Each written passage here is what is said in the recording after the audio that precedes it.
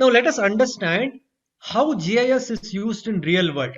One example I already gave you is how in Ola, Uber, Swiggy we are using GIS. Now I'll give you an example from our civil engineering and real estate field. Now for the next 10 minutes, all of you are, please think that you are a real estate developer, right? So what does a real estate developer do? I'm sure all of you are aware. Real estate developers will buy big areas of land. Say they will buy 100 acres of land and then they'll divide it into smaller units, 30 by 40 sites, 30 by 50 sites. They will do the approval and then they will start selling these sites. Now, when they're starting and selling these sites, you need to have a system to map and manage your data. Now, let us understand what is the problem in real estate and what is the solution that GIS can give. So, I'll just share a quick video. Yeah, I'll just play this. So, now assume you are all real estate developers, and this is what happens in real estate. You have invested your money, you have purchased the land and also done the development works. You have also completed the approval process and your project is now ready for sales. You give an advertisement in various media and you put up your layout map on your website. I think there is some issue with the audio. I'll just replay with the correct audio. Just a second. As a real estate developer, you have invested your money, you have purchased the land and also done the development works. You have also completed the approval process and your project is now ready for sales. You give an advertisement in various media and you put up your layout map on your website. A customer is interested in your property. He then gives you a call regarding whether the site is available, what are the site sizes and what is the location, because your map is not interactive on the website. He also asks specific questions like, is site number 42 available? Immediately he then gives you... Okay, there is some issue with the synchronization audio and video, so I'll just give you a voiceover. So basically you are a real estate developer, you have done a complete project, and after doing the project, you are ready for sales. And this is the general CAD map. I'm sure all of you would have seen the CAD map. This is how you would have done the approval. Now a customer is calling and asking you a particular detail. For example, is asking whether your site number 42 is available. Now, as a real estate developer, you ask your team. You have a technical team, you have an admin team, you have a marketing team. You ask the team whether site number 42 is available. Now, your technical marketing team is using softwares like Excel, LibreOffice, and then they come up with a report of whether site number 42 is available. Similarly, your admin team is using a separate ledger, paper maps. They come up with a report. And similarly, your technical team is using CAD and spreadsheets, and they also come up with a separate report. Now, once you have all these reports, all of them give these reports to you. Now, once you start analyzing these reports, you find that site there number is 42. discrepancy. All of them give the information to you. You find that there is discrepancy in the data. One department, admin department, is saying site number 42 is blocked. Marketing department is saying site number 42 is vacant. So if it is like this, it is very difficult for you to do business, because when a customer is asking site number 42, if each of your department is saying different things, then obviously you cannot do business, right? So you need to have a system wherein all the information is available at a click of a button, and all of you are using a single database. That is where you can use your GIS. So now this is a real world application, and what we have done is we have put the map data. I hope you're able to see my map screen. Let me just share my map screen. Yeah. So what we have done is we have taken your CAD file. I'm sure all of you would have seen CAD file in your engineering, and you can take this CAD file and exactly put it onto the Google Earth. Can you see this? We have exactly put it onto Google Maps by a process called Jio Referencing. And once you put it on the Google map, now see what happens. If I go and click on a particular site, for example, site number 272, if I go and click on that, this says site number 272. Person who has bought this is Shivaram. His registered site, it is 1500 square feet. It is east facing and it is phase 2. Now please see what happens if I click at site number 247. Please see this 272 was 30 by 50. 247 again 30 by 50, but a different name. Now if I click on 283, 283 is see 50 by 80 and it is vacant. Now let us come back to the definition of GIS. GIS is nothing but location plus information. Now can you see at this particular location, this is the information. Can you see location is this particular site? The information is it is vacant, it is 4,000 square feet and it is north and west facing. Similarly, when I go click on a different site, for example, site number 179, the site number is 179, client is Supriya, the status is to be registered and is 2,400 square feet. So now do you see the connection between location plus information, right? So to represent location in this particular map, what have I used? Have I used point? Have I used line? Or have I used polygon? Please see this. To represent the sites, I can use point, line or polygon, but I have used polygon. Why polygon? Because site is a closed figure.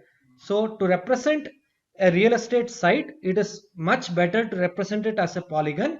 And if I click on the polygon, I get all this information, right?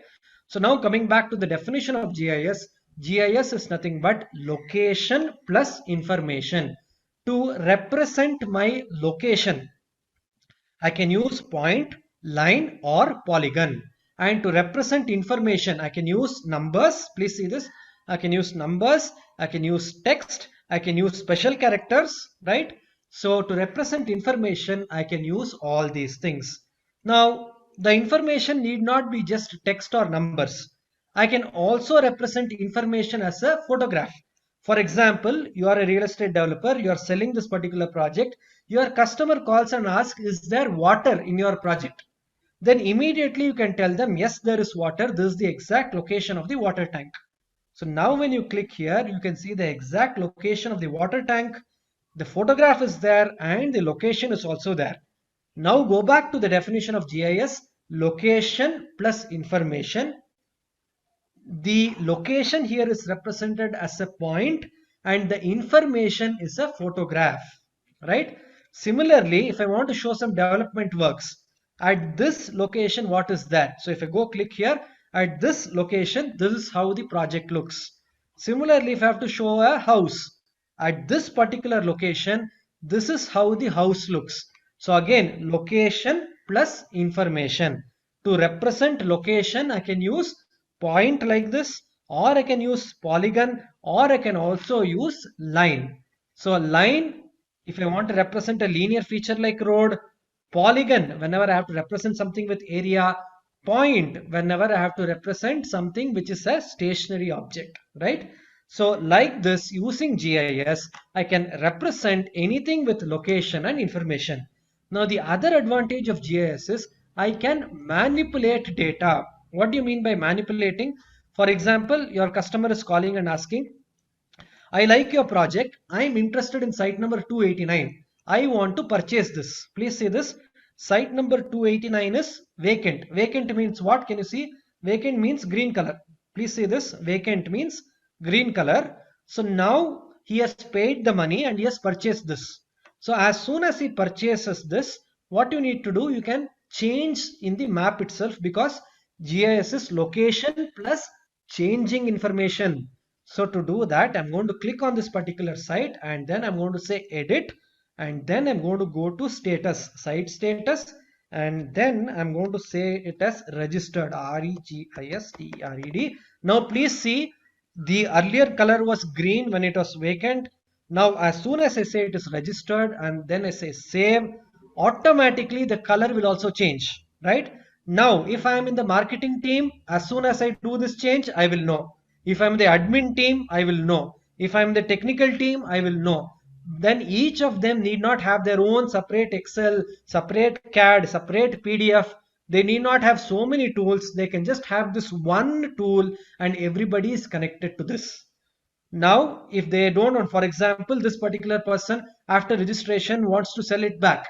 Again, he has sold it back to you. You can again go back and say, click on that and then go to status and again go and say VACA vacant and then say save, and then automatically that color now goes back to green, right? So this is the advantage of GIS. Now imagine there are more than 25,000 real estate developers in India, and you see the real estate developer website. All the project maps are still paper-based maps. See the massive opportunity, not just in India, all over the world. Not only this, every real estate developer has something called the survey map. That survey map is still a paper map. So GIS as a field has massive opportunities in your civil engineering, in your real estate, and not only that, all your CAD files. Anytime you do a layout, a project plan, for example, you do the house plan. Instead of doing it in CAD, if you use GIS, you can show to your client, this is the kitchen, this is the bedroom, this is the bathroom. In kitchen, these are the tiles I'm going to use. These are the kind of fittings I'm going to use. So you click that, you can play a video. You click that, you can play an audio. So you can make your all your house plans also very interactive. So now understand how many millions of people are constructing homes, how many civil engineers are using paper-based, CAD-based drawings simply by getting it into a GIS domain. There is so much of opportunity and there is so much of scope in this particular subject, right? So that is a real world example of how you can use GIS in various examples. You can do campus mapping, you can map your college campus, you can do mapping all the parks in a particular constituency, you can do election mapping, you can do irrigation project mapping, you can do highway mapping. So anything that is having some location, you can map it, get it into the GIS domain, and you can work on GIS. So that brings us to the next topic. What are all the career prospects in GIS? So now we know about GIS. Let us understand some of the career prospects and job opportunities. So in the US, geospatial industry is categorized as a high growth industry. And there is even now a very high shortage of people in the geospatial sector in both private as well as government sectors. The US Department of Labor considers three major technologies as emerging technologies. One is nanotechnology, second is biotechnology. Along with that, now our geoinformatics or the geospatial technology is also one of the emerging technologies which the US Department of Labor is considering. Similarly, let us come to India. In India, this is the 2017-2018 data. So please understand, in 2017-2018 itself, the geospatial economy is 20,629 crore. So that is the market cap or the market size of the geospatial industry, giving an employment of, this is a direct employment of 2,51,300 people. Obviously, indirect employment is more than 10 times of this particular value. And similarly, if you come to the growth of the geospatial sector, if you see the growth of the geospatial sector from 2014-15 to 2020-21, we are effectively growing at more than 12 to 13%. So can you see this is the amount of growth from around 5,000 crore to 11,000 crore is the market cap of a geospatial sector. So obviously this sector is growing much faster than some of the traditional sectors, which will also tell you that the job opportunities for working for someone as well as starting something of your own. So many of you here want to start something of your own in future. For that you need knowledge. You also need to be in a field where there is lots of opportunities. And geospatial technology is one field which is having massive scope. Now let us understand specific job opportunities. So if after doing my civil engineering and doing my masters in geoinformatics, where will I get job?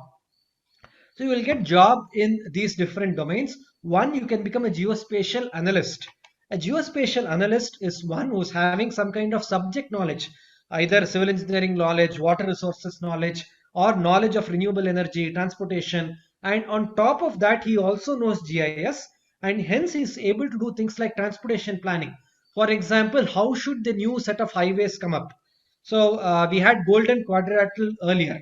Now we have the Bharat Mala scheme. So how are these schemes planned? So for all these things, the government is using GIS. So you can become a transportation planner.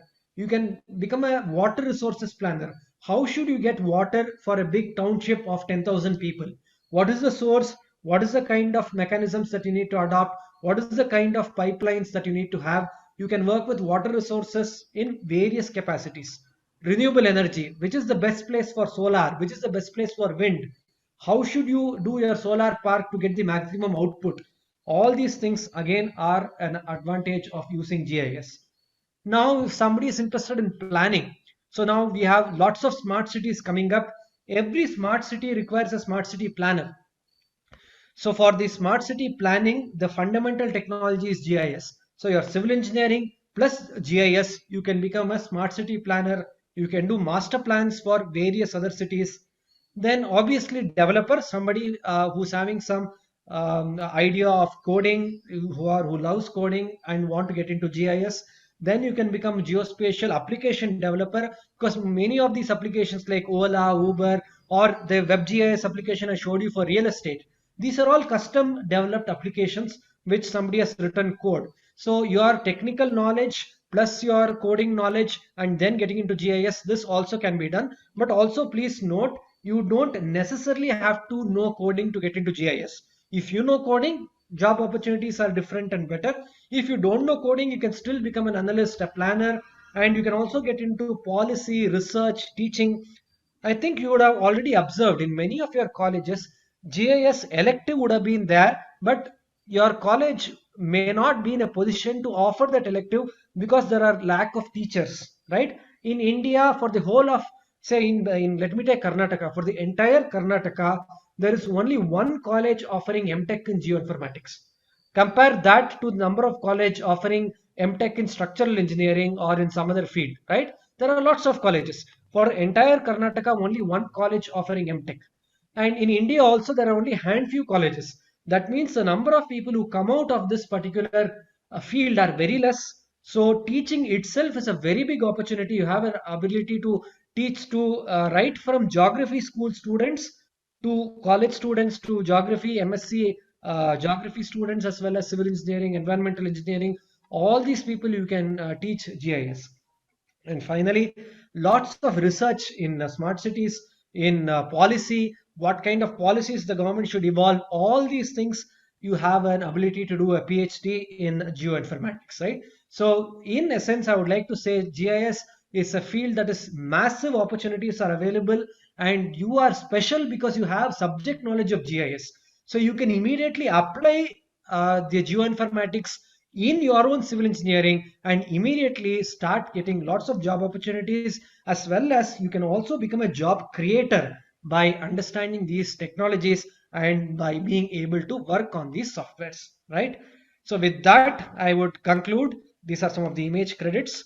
I would like to conclude by thanking the organizers for giving me this opportunity. Any doubts, questions, you can please share it in the chat box. Be very happy to answer them. Be rest assured, lots of opportunities. What you need to know is fundamental knowledge of how to apply these particular fundamental concepts in the real world situation. So thank you so much.